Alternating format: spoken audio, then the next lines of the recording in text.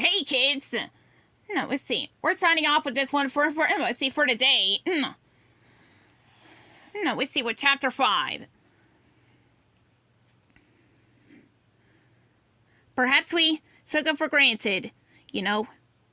Maybe we never really know how good we have it until it's gone. We miss you, Metro Man. I miss you. And I have just one question for Megamind. Are you happy now? This is Roxanne Ritchie reporting from a city without a hero. Megamind flipped off the TV and went over to the window, staring out at the museum. He silently answered Roxanne's question. No. Roxanne finished her broadcast and started to walk up the steps of the museum. Wait, Roxy, Hal called after her. I'm having a party at my house. It's going to be like off the hook or whatever. You should come over. I got a DJ, rented a bouncy house, made a gallon of dip. It's going to be sick. Oh, I don't know, Hal. I don't really feel like being around a bunch of people. Roxanne said. No, that's the best part, Hal said. It'll be like, let's see, you and me. Roxanne stared at the cameraman. Wow, that's certainly very tempting, but I did hire a wedding photographer, Hal interrupted. That's just in case something crazy happened and we want a picture of it. Like, maybe we should have this memory, he rambled. I'm going to pass, Roxanne told him. I have some work here that I need to do. Cool, so Thursday, Hal asked, not giving up. Soft Thursday? Good night, Hal, Roxanne said. It's a soft yes on Thursday, Hal said, watching Roxanne walk away. What's wrong with me? He said out loud, kicking the newsvan. Why don't you love me? Roxanne ignored Hal and walked up the steps of the museum. She walked inside. The museum was deserted. She took the elevator up to the top floor and looked at the giant statue of Metro Man that stood in the middle of the museum. She was happy to be alone. Only, she wasn't alone. On the opposite side of the museum, Megamind took the elevator up to the top floor as well. He stood on the opposite side of the Metro Man statue, a bouquet of flowers in his hand.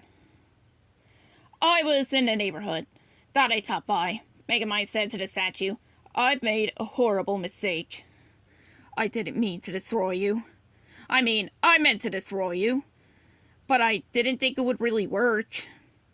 On the other side of the statue, Roxanne Ritchie spoke to the statue too. What are we supposed to do? Without you, evil is running rampant through the streets. I'm so tired of running rampant through the streets, Megamind said. What's the point of being bad when there's no good to try to stop you? Someone has to stop Megamind, Roxanne said. Hey, we're closing soon, Roxanne heard someone say. Startled, she turned around and saw a man pushing a cart of books. Oh, you scared me. Barry, right? Roxanne asked a soft-spoken man wearing glasses and a sport coat. Bernard, the man answered. Bernard, I was just talking to myself. You probably think I'm a little bit nuts. Roxanne said. I'm not allowed to insult guests correctly. Bernard told her.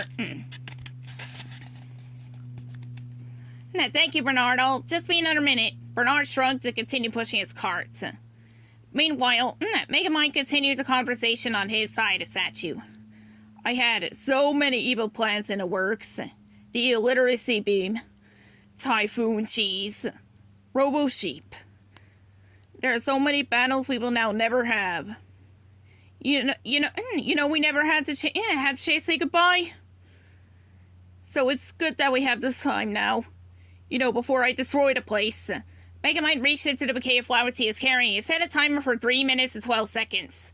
The flowers were actually a detonator for a bomb. Nothing personal, he told the statue. It just brings back too many painful memories. Megamind had dropped the detonator/bouquet off the balcony. Down below at the foot of the statue, a brain bot caught the flowers. Dozens of other brain bots were stacking dynamite around the statue. Just then, Megamind heard someone say, Hello? And spotted Roxanne Ritchie walking toward him. Frantically, he called out her name. Racing after her, he bumped into Bernard. Oh no, Bernard, said. That's a pretty tasteless costume. Megamind stopped in his tracks. Costume? He asked.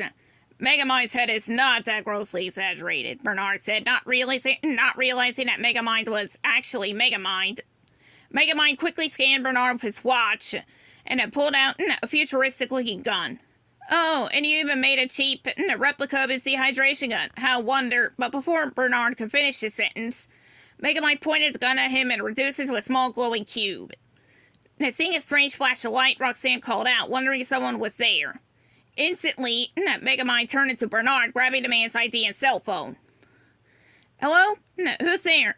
Roxanne called out as she raced toward Megamind. As she rounded the corner, she spotted Bernard, who was really Megamind, pushing his cart. Oh, it's just you, Bernard, she said, relieved. Oh, yes, Megamind answered. It's me. It's just me, Bernard. Well, thank you for letting me stay, Roxanne told him. Look, I wouldn't stay for more than 2 minutes 37 seconds, Megamind said, frantically pushing the elevator button. We're having the walls and ceiling removed. Wow, that sounds like quite the renovation. I guess I'll catch a ride down with you, Roxanne said. Roxanne and Megamind got into the elevator. They rode down in silence, each staring at the Metro Man statue. Roxanne spoke. I kept thinking he would do one of his last minute escapes. Yeah, he was really good at those, Megamind said. If only the world had a reset button, Roxanne wished. Megamind's eyes began to tear. I've looked into the reset button. The science is impossible. Roxanne looked at Megamind. She was surprised at how emotional he was. Of course, she thought that Megamind was Bernard. I didn't know you had feelings, she said. Are you okay? Megamind sniffled. Metro Man is gone. Now there's no one left to challenge Megamind. Oh, come on, Bernard. As long as there's evil, good will rise up against it. That's exactly what Megamind wanted. Another hero to fight against. I believe someone is going to stand up to Megamind, Roxanne concluded. Megamind was hopeful. You really think so? Roxanne nodded. Yeah, it's like they say, heroes aren't born, they're made. A light bulb went off in Megamind's head. That was it. Heroes could be made. All that was needed were the right ingredients: bravery, strength, determination, and a bit of DNA. It was a brilliant plan indeed. Laughing, Megamind scooped up Roxanne and whirled her around. Suddenly he stopped. I think we should run, Megamind said, remembering that the bomb was set to go off. The two raced outside. Megamind put Roxanne safely into a cab. Once she was gone, he turned back to his villainous self. Time to put the past behind us, Megamind said out loud. Only the future matters. And with that, the museum exploded, sending Megamind flying through the air. And this will be continued with Chapter 6. Now, see y'all next time, kids, and good night.